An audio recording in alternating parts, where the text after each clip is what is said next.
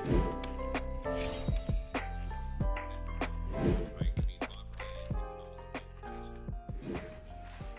right, well, the gang is back together, and boy, what a big story to bring Jeff Goodman back to the table, along with Ryan Gary Tanguay, and welcome to the Ryan Goodman Tanguay Along for the Ride podcast. Okay, gentlemen, this is pretty much a one-topic day. Jeff is back on the ground. I'm going to start with you. Here it is. It's Durant, Smart, and picks is what we're hearing out there for, not Durant, excuse me, Jaylen Brown, Marcus Smart, and picks for Kevin Durant. Just your thoughts. Is this a reality? What are you hearing? You know, I think certainly it's something that has been explored from both sides, right? I mean, Sean Marks is trying to acquiesce to Kevin Durant's demands, but I think he's trying to slow play it too, hoping that he can keep Kevin Durant there with Kyrie and Ben Simmons and see what happens. Brad Stevens holds the cards, right? Nobody else has what the Celtics have, which is a all-star caliber player, young player in Jaylen Brown, plus picks, plus other parts. And, you know, we've heard that Derek White was on the table with Jaylen Brown and picks. That wasn't enough for Sean Marks. So Brad Stevens isn't going the Marcus Smart route yet. And I don't think he has to. Now, my take on this one, and I don't know where you stand on this, Robert, but I go back and forth every 10 minutes whether I would do this trade. And you guys know how I feel about Jaylen Brown. Like, I'm not the biggest Jaylen Brown fan. He's gotten a lot better. This isn't about Jaylen Brown to me. This is about trusting this version, this what'll be 4.0 version of Kevin Durant in Boston.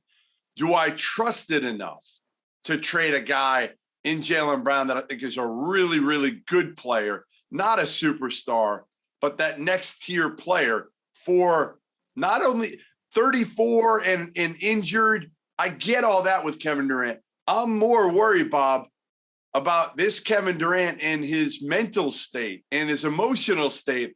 And I don't know. I don't trust him like I used to trust him. Is that fair? With very good reason. I agree about that aspect of it. I think that we know that in terms of mental states and unpredictability and volatility and all, that Kyrie is in a world of his own. I know, really. I'm trying to avoid hyperbole here. I'm sure, you know, that we have never encountered a package of talent and unreliability of this nature type of unreliability because of his unfathomable, persona. Okay. Now, Durant is nothing like that, but he is not what he once was. Right. And the scar, he has never, I'm playing, galaxy of far away armchair psychology. He's never gotten over the criticism he received for going to Golden State. Agreed. And it changed his relationship in his mind with the public, with the basketball fans.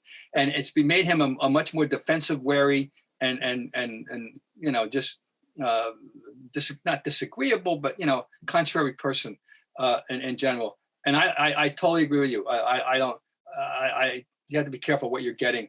Can't you believe you're saying this? Like, isn't it crazy that you're saying right now that you wouldn't trade Jaylen Brown for Kevin Durant? No, it's not just the one-on-one, but plus the fact. Yeah, but it's the one-on-one. It is, Bob.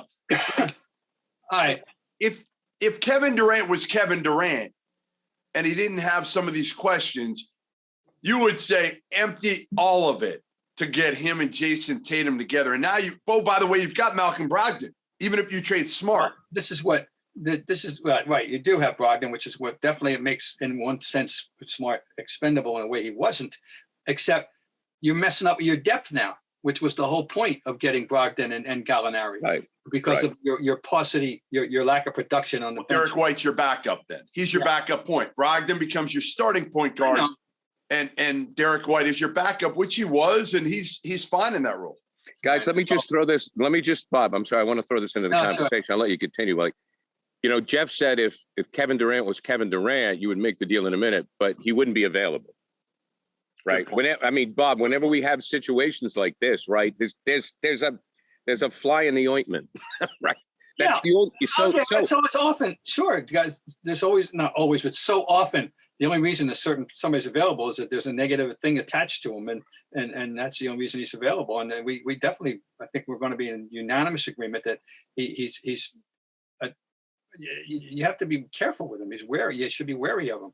Personally. Let me throw this out at you guys. I had this discussion with my 17-year-old son, and we were talking about, he was really disappointed in the way Tatum played last year, how he disappeared in the playoffs and in the finals. And, I sometimes go old bastard on him, or I go, look, with Magic and with Michael and with Larry, and I'm probably forgetting some players, it was all about the W's. That was it. It was like, I still think Michael Jordan's the greatest player that ever played. I give him a smidge above LeBron because it was the only thing that mattered was the win and the championship. And with this generation of NBA talent, we know that's not the case. There's a lot of other factors that enter into it. Not their fault, though, Gary. Not their fault. Jeff, I'm not pointing. No, I'm just. This is an observation. Yep. Correct. Not their fault. No, and they're young. They're so young. But even LeBron, even LeBron, who's not young. Look at the world he's had to navigate compared to the world that Michael Jordan needed. No question. Completely fair different. Point. Absolutely. You're absolutely right. But here's the game changer for me. And Jeff, I'll let you respond first. For the first time, Kevin Durant has a chip on his shoulder, and he has something to prove. Is he going to go out the way he went out last year? He has something to prove. And for me, and I hear what you're saying, Jeff. Yeah. I see the upside with Brown.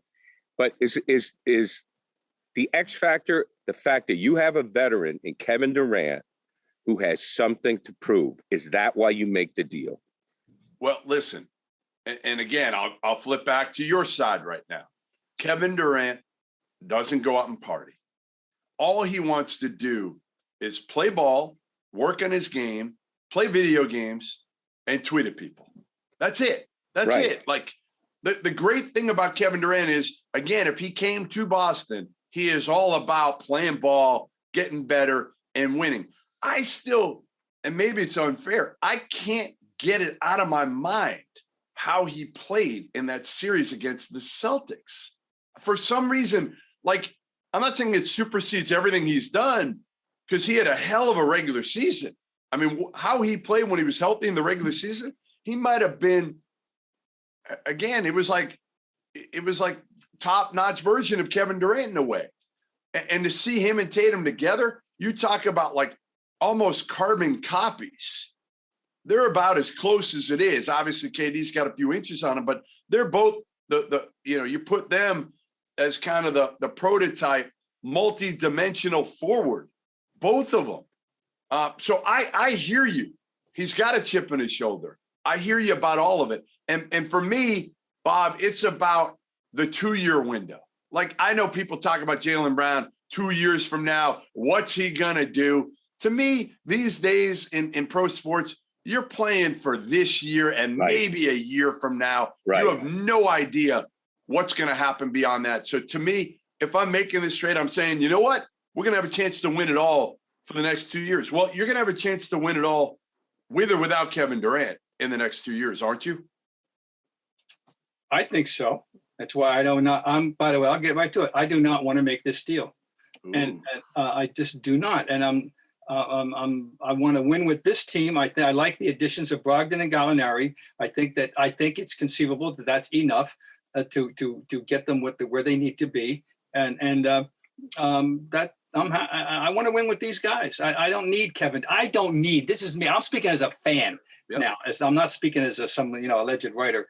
I'm speaking as a fan. I want to win with this group. I want to give these guys the chance. I love the way Brown played in the playoffs, in the finals. I like what he brings. I like that tenacity. This group's better. This group got better with Brogdon and Gallo. So they got better. We don't need him. I don't think I don't want to do it. I do not want to do it. And you know what? I think I side with you, Bob. Now, again, if it's Jaylen, Derek White in a pick, I'm super torn. I don't want to part with Marcus Smart because I think if you trade Jaylen and Marcus Smart, you're also getting rid of your two toughest dudes. Oh, you are. You absolutely. Yeah, I mean, let's break this down. Gary Washburn has a good thing in the Boston Globe today too. I don't know if you guys you guys are on the same page. I think with Gary, it was either today or yesterday. With the internet, I can't remember. I don't know when. It was yesterday. Yeah, it's yesterday. It was a good piece, and I think that Gary falls in line with what you guys have said. I totally agree with what he does. Yeah, what he said. What did he say? So, basically, he said that Durant's a great move, but the positives outweigh the negative in keeping Jaylen Brown. And the point that Gary made is that every summer that Jaylen's gotten better. Yep. Every summer Jaylen's gotten better. Like I did. First of all, I am a huge Jaylen Brown fan as a person and as a basketball player. I think as a person, I'm a huge fan of this guy. I've seen what this guy's done for people who are sick, charity. Yep. I mean, I still think his greatest achievement is going to be in politics when he's done. So I am a Jaylen Brown. I mean, I will work on the campain. But I didn't think he would be this good. He has. Yeah, I mean, he thought he could do this, Gary. Yeah. Nobody thought he could shoot. I mean, yeah. So, so what's the thing? He's got to work on now, Jeff, to me, is the handle, right? He's got to work on the handle. Hard to work on. That's right, all. But that's the thing, right? Every summer we've seen something. Now he has to work on the handle. It might be what it is, okay? And even if it is, the one thing I'll say is, finally, Jason Tatum and Jaylen Brown complement one another, right? They're passing to each other. They're playing off one another. They're very different players. I think I would rather have that than two guys that I don't want to say completely duplicate one another, but are similar. And the chemistry was good last year. Brogdon coming in and Gallo coming in. I don't think that's going to change the chemistry at all. What's your take, Bob? Was the shake my head tweet from Jaylen Brown, was that simply just him saying, here we go again, my name involved in trade rumors? That's all that was, right? I choose to look at it that way. Yeah. I'm not worried about losing him. I mean, I mean, we got 2 years. He's too stable. He gets it. Yeah. And again, however he feels this moment can change dramatically. Look at how he felt a year ago and look at how the team felt a year ago and then how they feel now as far as the organization, the building. 6 months ago. I'm sure he's jealous of Jason Tatum and all the accolades Jason Tatum gets, even though he went up and, Jaylen was clearly the better player on the biggest stage. I'm sure that frustrates him. But again, things can change. If Jaylen takes another step forward and becomes a top 10 player in the NBA, then we're talking about 1A and 1B. Right now, to me, still clearly the pecking order is Jason Tatum is one of the top 5 or 10 best players on the planet. Jaylen Brown, to me, is still a fringe all-star because of the fact that he still can't dribble in the half court. He still has to work in his decision-making. But he's a hell of a player. And like you said, Gary, he's gotten better every single year. Yeah. Bob, let's talk about what we saw last year in the playoffs, because I'll throw this at you. Did we overrate the Celtics because they made it to the finals when Milwaukee was hurt, when obviously the Nets were in disarray? And could that cloud our judgment on how close they are? I think your point about the Bucks is well taken. I have had this discussion with friends and fans about that idea that we have to remember they beat Milwaukee without Middleton, and that's not a little difference. That's not a little thing. That's a significant thing, and we'll never know. I mean, we know how explosive they were at times in that series, but so yes, it should have you not being giddy about their chances of repeating. They're going to have to work at it, but say yes, that you have to. There's a but attached to beating Milwaukee, and that was the fact that Middleton was not there. Our next partner has a product I use literally every day. This episode of the Bob Ryan and Jeff Goodman podcast is brought to you by Athletic Greens. I started taking AG1 because I wanted a well-balanced diet and I wanted something to improve my everyday lifestyle. I didn't have the time. Wanted better gut health, more energy, optimized immune system, hated taking pills, vitamins. I wanted a supplement that actually tastes great. Wanted to see what the hype was about. All right, I know what you guys are probably guessing. What is this stuff, right? Well, with one delicious scoop of AG1, you're absorbing 75 high-quality vitamins, minerals, whole food source ingredients, probiotics, and adaptogens to help start your day right. This special blend of ingredients supports your gut health, your nervous system, your immune system, your energy, recovery, focus, and aging. all the things. An extra dose of energy is always something that can help me get through my day. And what's great about AG1 is that it's lifestyle friendly. It contains less than 1 gram of sugar, no GMOs, no nasty chemicals or artificial anything, while still tasting good. Support better sleep quality and recovery. It costs you less than $3 a day. You're investing in your health, and it's cheaper than that cold brew habit. Tons of people take some kind of multivitamin, and it's important to choose one with high quality ingredients that your body will actually absorb. Athletic Greens was created when the founder experienced a ton of gut health issues and ended up on a complicated supplement routine to recover. It cost him $100 a day. He created Athletic Greens after experiencing how difficult it was to create an optimal nutrition routine on your own. Athletic Greens has over 7,000 5-star reviews and is recommended by professional athletes. Right now is the time to reclaim your health and arm your immune system with convenient daily nutrition. It's just 1 scoop in a cup of water every day. That's it. No need for a million different pills and supplements to look out for your health. Right now, it's time to reclaim your health and arm your immune system with convenient daily nutrition. It's just 1 scoop in a cup of water every day. That's it. No need for a million different pills and supplements to look out for your health. To make it easy, Athletic Greens is going to give you a free 1-year supply of immune-supporting vitamin D and 5 free travel packs with your first purchase. All you have to do is visit athleticgreens.com/hoops. Again, that's athleticgreens.com/hoops to take ownership over your health and pick up the ultimate daily nutritional insurance. That's athleticgreens.com/hoops. The whole narrative could have changed. It would have changed, not dramatically, because again, they still flipped it. They flipped the whole season. So no matter what, you were going to feel pretty good about yourself. Even if you lost to Milwaukee in a team that had Chris Middleton, you weren't going to come away feeling down. Now the expectations are different. Now they're a title contender.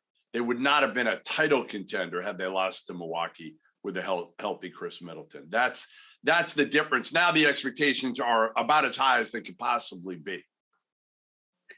Is the addition or of the players as Gallo and Brogdon, is that enough to handle Milwaukee? Jeff, I'll start with you. Yeah, I think so. I mean, like, to me, those are 2 much needed pieces, right? We need, what did Bob and I say all year? You need a shooter. You need another shooter to space the court. Well, now you got a guy who's older and can't guard anybody, but you know what? No matter what, he'd go for 7 from 3. They still got to pay attention to him out there. They got to respect him because he's done it. He's the perfect addition for that, the veteran shooter that has proven it. And Malcolm Brogdon is perfect because he's like so different than Marcus Smart in so many ways, right? They're both really good defensively. They do it differently. Brogdon, a high IQ player who makes the right decision 9.5 out of 10 times. He's not the athlete Marcus Smart is. Plays with great pace, just more of a true point guard, even though he's not a true point guard. Yeah, Bob, where does the coach enter into this? And let me present a scenario for you here, Udoka. All right, he's Coach Durant, correct? I think I have that right. He was an assistant, right? So we know that Udoka is the player whisperer because we saw it last year. So what do you think Udoka thinks? Because Brad's got to go to Ime and say, look, do you want to make this deal? Of course he does. What do you think? Okay, Bob, what do you think? He's going to think. Well, you're right. Make a good point because if he has had a relationship to look at to see into Durant, I mean, these other guys are his pups, if you will. I don't know what he thinks. That's a very, very good point. It's an excellent point. I think that's the X factor. I think he'll go. Yeah, that's a good one. No, I haven't thought about that, but I have to say now I'm having to think about that. And I really don't know because we don't know what he thinks about Durant. We do not. And I think, the other part is, you're right, Gary. Brad, being that he was a coach and probably wanted more input, as most coaches do, on personnel decisions, now moving over, he can kind of empathize a little bit with Ime, right? Sure. And I'm sure he does go to him a little bit more than a lot of general managers go to their coaches. And Brad's personality is that way anyway, right? His personality is making sure everybody's comfortable, making sure everybody's happy, probably too much so. But I'll tell you what, I give Brad credit here for having these discussions because it would have been easy for Brad Stevens to not pick up the phone. Yeah, I'm good. Call Sean Marks. Interesting, in theory, in general terms, and not just the Boston Celtics in this specific circumstance, but in general terms, our thinking on these matters about the thought of a coach and the thought of a GM is that we think the coach thinks in the short term, saving my butt and my job, and the GM can think in the long term, thinking about, the 2, 3, 4, 5 years down the road, as opposed to the coach thinking about, I want to keep my job. That's the normal process that we think exists. To what extent that exists in this circumstance, we don't know what's going on in there. Yeah. I think everything's changed too, Bob. Again, going back to what I said earlier, like in the old days, you knew you were going to have your team for a while. Now, I think most coaches and GMs probably are a little bit more in alignment. I'm like, hey, we got to win now. We got to win. Other than owners, Jeff, and owners too. Right. I mean, these guys have bigger egos than ever. I mean, I just think of like Bomber with the Clippers. I mean, owners don't want to suck. They don't. No, unless they've been in mediocrity for a while and they got a bottom out. These guys are coming in with big bucks. I mean, Wick's no different. I mean, the great thing about Celtic ownership is they're in it to win. I mean, we've seen it. It doesn't always work. The Kyrie thing didn't work, but still, hey, they took a shot. They made a deal everybody thought was a great deal. I mean, they didn't hesitate. With Brad, So do you think Brad would have the cojones to make this trade at the end of the day? Absolutely. Oh, yeah, I do. Absolutely. Yeah, I think that's not an issue. I definitely. See, I thought it would be. I honestly, when Brad took over as GM, we had some of these conversations. My biggest concern was, is he too nice a guy? No, yeah. It's going to be too hard for him to part ways with a Jaylen Brown, who he coached from the time when he came into the league. Like the relationship part of it, I worried about with Brad Stevens. Now, I really don't. I don't worry about it. No. Timmy Welch told me this, former Providence coach in ESPN, when they first hired Brad, and he just said to me, he goes, Brad's tougher than people think. He just said he goes, Brad is tougher than people think. That's all, and I think he's right. I mean, look, I would love to have the guy for a neighbor, but I think he's going to do whatever he thinks is best for the team. This is what I think, guys, this is what I would do if anybody cares what I think. And I think this is a smart decision is he goes to Ime and go, Ime, do you want to make this deal? Do you want to make this deal? Because he's the guy that's got to control the alignment. Yes, I think if those two are in alignment, you want to make the deal. Yes. You got to control the locker room. I'm with you. You got to handle the fact that Marcus Smart and Jaylen Brown could be going out of town. How does that make the team feel? Well, you don't want to piss off Ime also. If Ime is not behind the deal, don't make it. Yeah. Don't make it. If Ime's not, if Ime doesn't want to make this deal, I mean, I don't make it. That's my thing. That's because I'm with you guys. And to kind of put a bow on this discussion, I've been back. Well, at first I was like, oh my God, you make this deal in a heartbeat. And then I started thinking, the wheels start turning, right? You start thinking about how Jaylen Brown improved so much and on and on and on. And the chemistry is good and then, but here's where I'm at. If Ime says, make the deal, I make the deal because of this. And this is the tiebreaker for me. Jaylen Brown could do it, but he hasn't done it. True. Kevin Durant wants to do it again, and he has done it. That's it. That's my tiebreaker, and it's like 51-49. That's it. Because this could bite us in the ass. I mean, just imagine how much fun though it would be to watch Jason Tatum and Kevin Durant play together. Yeah, I mean they did it in the Olympics, right? But to me, to have them be with like Malcolm Brogdon giving him the ball, they'd be fun to watch. Whether you do the deal or not, I would say this: they're the two most. I said it this past year. I tweeted out that Jason Tatum might be the most complete player in the NBA. Kevin Durant's really the most complete player in the NBA. He is. I mean, what can he do? He can do everything on both ends of the court, and he's got something to prove. I mean, that's just the thing to me. I mean, I don't know, guys. It's going to be fascinating, and it's going to give us something to watch because you guys know as well as I do, this thing is going to go on for a couple of months, and Nuggets are going to triple. Yeah, because if you're Brad, why are you in any rush? No, you're not. You're not competing. Same thing for the Nets. Anybody else? So you play the waiting game here until Sean Marks calls you and says, "Oh man, like we got nothing else here. We got nothing else." And And the key is going to be Kevin Durant here. Does Kevin Durant go back to Sean Marks and say, I am not coming back? If he does that, then if you're Brad Stevens, you might win.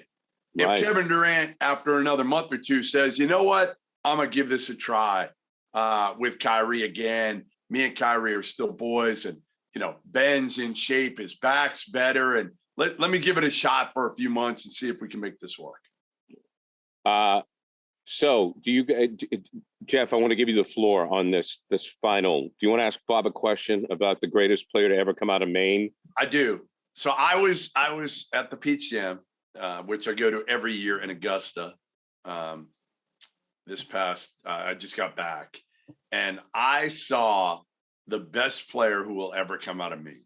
And I feel super he's 15 years old, Bob. Yeah. And I'm saying this. He will be the best player ever to come out of Maine. Better than Dougie Roberts from my hometown. Better than Gary Toll. Oh, my God. Better than them all. It isn't. His name is Cooper Flagg. And this kid, he's 6'8", who passes the you-know-what out of the ball.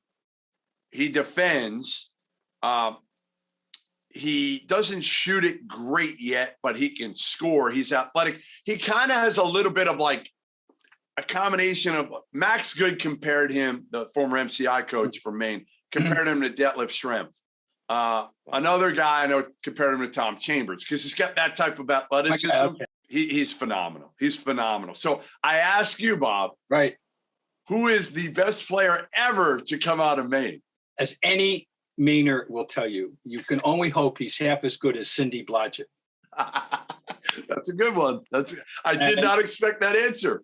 That's Bob's right. Bob's right about that. And the reason, there's two reasons for that answer. One, I wanted to be a wise ass. Yeah. And two, I honestly have no other candidate, a native Mainer. I think of there's a kid, Andy Bedard, came out of my hometown. He went to BC for a little bit. Yeah, he transferred back. He coaches Cooper Flagg. I saw his now. son. Oh, is he? Oh, his son is a rising freshman. Oh, and okay, he's from my hometown. Yeah. Bedard loves this stuff. His grandfather owned Ralph's Market, where we bought our meat. Yeah, I remember Andy, and I remember when, at the time that he transferred. But I can't give you an answer, so I'm sticking with Cindy Blodgett. Cindy Blodgett was awesome. What is he at MCI? Where is he? He is. What high school? He's going down to Montverde Academy. He is at. Hold on, I'll tell you what high school he's at right now. No, that's all right. No, I'm going to tell you because you need to know this. So he's from Newport, Maine. He goes to Nokomis Regional. Oh, wow. Man. He's got a twin brother, Ace Flagg, who's probably more of a like Vermont level player. Yeah. So anyway, the greatest men's basketball player to come out of Maine, according to one Max Good, is Nick Cantor-Medley, who went to Maryland, who's played overseas for about 10 years. Oh, wow. Okay. I couldn't have identified. I remember him, but I certainly didn't know where he was from. Yeah, not a lot of talent comes out of Maine. Now, that AAU team with both Flagg brothers and Bedard, and they got a redheaded kid on that team that his name is escaping me right now. They might have 3 or 4 Division I players coming out of Maine. Wow. And they got another kid from Maine, a big kid who's being recruited by Duke right now, who's like going to be a junior or a senior. So Maine is loaded right now. Oh, Maine. How about that? Mecca. Raise the stud for dear old Maine. All right, guys, it's been great. I love the Maine basketball talk. Bob, Jeff, we'll talk to you next week. Okay, guys. Thanks, guys.